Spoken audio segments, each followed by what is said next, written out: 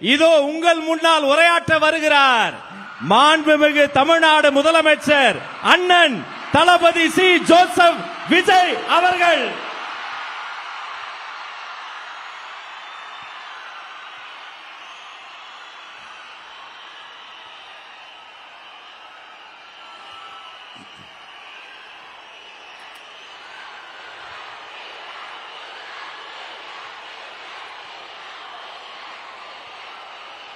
என் நெஞ்சில் குடியிருக்கும்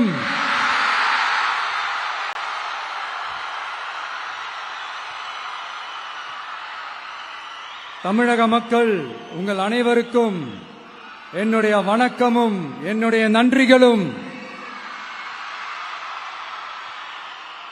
குறிப்பா திருச்சி கிழக்கு தொகுதி மக்கள் உங்கள் அனைவருக்கும் என்னுடைய ஸ்பெஷல் வணக்கமும் ஸ்பெஷல் நன்றிகளும். இதை நான் ஏன் இப்படி சொல்றேன்னா, என்னை இப்போ பெரம்பூர் தொகுதி எம்எல்ஏன்னு தான் சொல்லுவாங்க.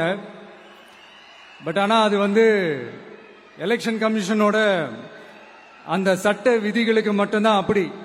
ஆனா என்னை பொறுத்த வரைக்கும், தமிழ்நாட்டை பொறுத்த வரைக்கும், தமிழ்நாட்டுக்கு எப்படி திருச்சி ஒரு இதயம் மாறியோ, அந்த மாதிரி என்னோட இதயத்துக்கு திருச்சி கிழக்கு தொகுதி மக்களும் ரொம்ப ரொம்ப ரொம்ப க்ளோஸ் தான்.